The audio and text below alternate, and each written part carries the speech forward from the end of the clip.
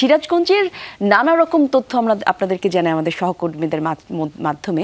সিরাজগঞ্জে কিন্তু নতুন নতুন কিছু জিনিস আসছে যা আসলে আন্তর্জাতিক মানের বলা চলে। ঠিক তেমনই একটা জিনিস হচ্ছে সিরাজগঞ্জে নতুন করে ইন্টারচেঞ্জ চালু হয়েছে, নির্মিত হচ্ছে। 2026 সালের মার্চে কাজ শেষ হওয়ার কথা থাকলেও এর কিছু অংশ এরই মধ্যে খুলে দেওয়া হয়েছে। এ বিষয়ে আমরা বিস্তারিত একটু জানবো। আমাদের সঙ্গে যুক্ত হচ্ছেন সহকর্মী গোলাম মোস্তফা রুবেল।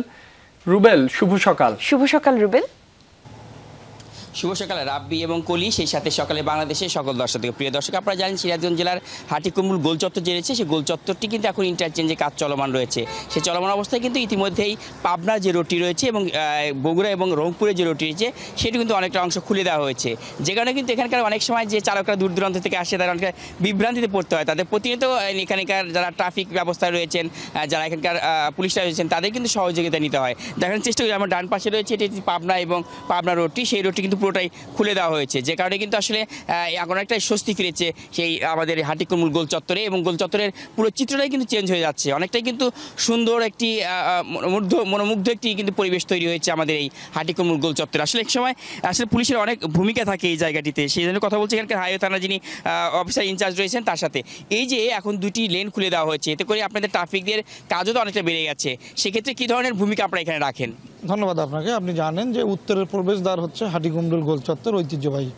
এখানে বলা চলে যে আপনি যদি যমুনা টোল প্লাজার যদি হিসাব করেন, যে প্রতিদিন গড়ে প্রায় 25 থেকে 30 হাজার গাড়ি এদিক দিয়ে চলাচল করে, অর্থাৎ উত্তরবঙ্গ এবং দক্ষিণবঙ্গের প্রায় 21 জেলার গাড়ি এদিক দিয়ে চলাচল করে। এই চলাচলের ক্ষেত্রে সকল গাড়ি আগে গোল চত্বর হয়ে চলাচল করতে হয়। আপনারা জানেন যে ঢাকা রংপুর যে সাসেক 2 প্রকল্পের আওতায় যে 4 লেনের কাজ চলতেছে, আমাদের হাটিকুমরুল হাইওয়ে অংশে যে কাজগুলো চলতেছে এগুলোর কাজ অলরেডি চলমান আছে। কিছু কাজ এখন পর্যন্ত শেষ করতে পারিনি, তবে কাজ চলমান আছে।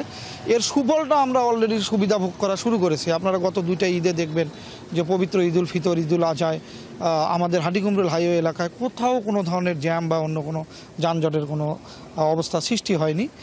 অলরেডি আমাদের ঈদের পবিত্র ঈদুল ফিতরের পরে এবং ঈদুল আজহার পরে বগুড়া থেকে যে ঢাকাগামী যে বাইপাস লেন এটা চালু করা হয়েছে, এবং ঈদুল আজহার পরে বিগত কয়েকদিন আগে আমাদের পাবনা বাইপাস লেনটা চালু করা হয়েছে। আশা করতেছি এই সুফলটা অনেক সুন্দরভাবে পাওয়া যাবে। এবং সবচেয়ে বড় যেটা বিষয় সেটা হচ্ছে যে নতুন লেনগুলো চালু হওয়ার ফলে যেটা সমস্যার জায়গাটা হচ্ছে যে সাসেক 2 প্রকল্প থেকে অনেক সাইনবোর্ড এবং অনেক বিলবোর্ড দেওয়া হয়েছে, দিক নির্দেশনামূলক সাইন দেওয়া হয়েছে। নতুন নতুন যেসব যাত্রী আসে তারা আগের মতোই পূর্বের মতোই গোলচত্বর কেন্দ্রিক ঘোরার চেষ্টা করে। এগুলো এখন যখন এসে দেখে যে বগুড়া ঢাকামুখী, বগুড়া থেকে গোলচত্বরে যাওয়ার সুযোগ নাই, পাবনামুখী গোলচত্বরে যাওয়ার সুযোগ নাই, এক্ষেত্রে একটু সমস্যা হচ্ছে। যা আমরা হাইওয়ে পুলিশের 2টি টিম সবসময় এখানে কাজ করে, এবং এই 2টি টিম কাজ করার ফলে সম্মানিত যেসব চালক আছে তাদের সঙ্গে কথা বলে আমরা আমাদের সড়কের যে নিরাপত্তা শৃঙ্খলার বিষয়টি নিয়ে কাজ করছি। ধন্যবাদ। আপনি আসলে আর অনেকটাই ভূমিকা পালন করেছেন। আপনারা যখন এখানে গাড়িটা নিয়ে আসেন তখন কী ধরনের সমস্যা আপনাদের? আমাদের সমস্যা আমাদের বগুড়া রাস্তা আর ওই পাবনা রাস্তা এটা ক্লিয়ার হওয়ার কারণে রাস্তা ছাড়ছে, অনেক লোকজন চেনে না, জানে না, বুঝতে পারে না। এখন সবাই ওই সার্জের পুলিশের সাহায্য নিয়ে তারা কথা বলে তাদের করে ওই রাস্তাতে চলে যায় আর কি। আপনাদের কী ধরনের সমস্যা হয়?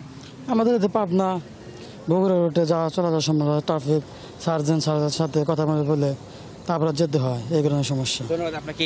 এই যে আপনার দীর্ঘ সময় যখন কাজ করেন, একদম মাঠে এসে যখন কাজটা করেন, সেই কাজটি করার সময় আপনাদের কী ধরনের সমস্যা হয়?